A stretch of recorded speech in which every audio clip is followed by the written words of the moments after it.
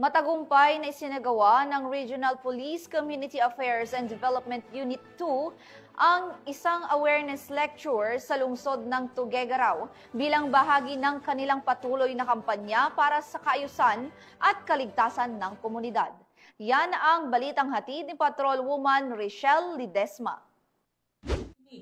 Ilahok ang mga mahigit 150 mag-aaral ng Caritan Norte Elementary School sa pamumuno ni Mrs. Marilyn Tapa, principal sa lungsod ng Tuguegarao, sa isinagawang awareness lecture ng mga tauhan ng Regional Police Community Affairs and Development Unit 2. Ang RPCA 2 ay patuloy na nagsasagawa ng awareness lecture sa mga paaralan.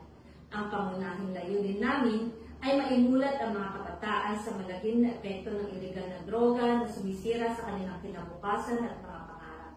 Higit pa rito, binibigyan din namin sila ng kaalaman kung paano maiiwasan ang bullying na madalas na problema sa loob ng paaralan. Sa aming mga lecture, tinutulungan namin ang mga mag-aaral na maunawaan ang kahalagahan ng pagrespeto at pakikisama sa kanilang kapwa. Sa tulong ng mga guro at mga magulang, sama-sama nating hinuhubog ang mga kabataan upang maging responsable at may malasakit sa iba.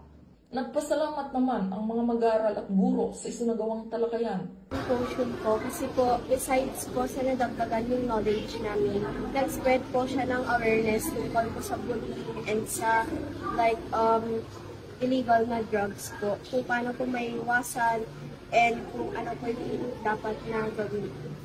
And I think nakakatulong po ito kasi po maiwasan talaga ng mga bata na gawin yung mga mali po and natuto po sila dun sa symposium po. Siyempre, papasalamat ako at pinaunlakan ninyo ang aming school dito sa symposium na ginawa. Itong ginawa ito ay napakahalaga dahil sa mga nangyayari ngayon. Ang ginawa ninyo ay para maging aware ang mga bata kung ano ang dulot nito sa kanila. Lalo na tumataas yung mga kalahasan at pababa yung mga edad ng bata na sangkot sa mga krimen.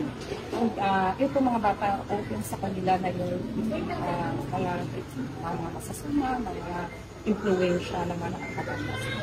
So, aware na sila kung ano ang epekto ng paggamit ng droga at pagiging sa kanila kung epekto sa kanila physically, emotionally, sa kanilang mga bata.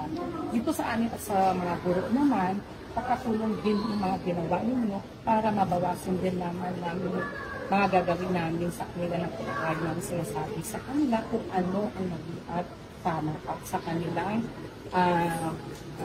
ugali.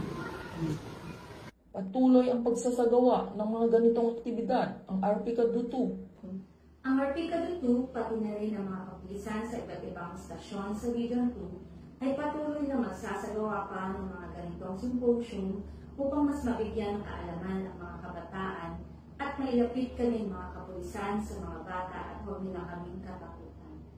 Sa kabuuan, naging matagumpay ang sinagawang awareness lecture na nagpapakita ng malakas na ugnayan at pagtutulungan ng Regional Police Community Affairs and Development Unit 2 at ng Caritan Norte Elementary School.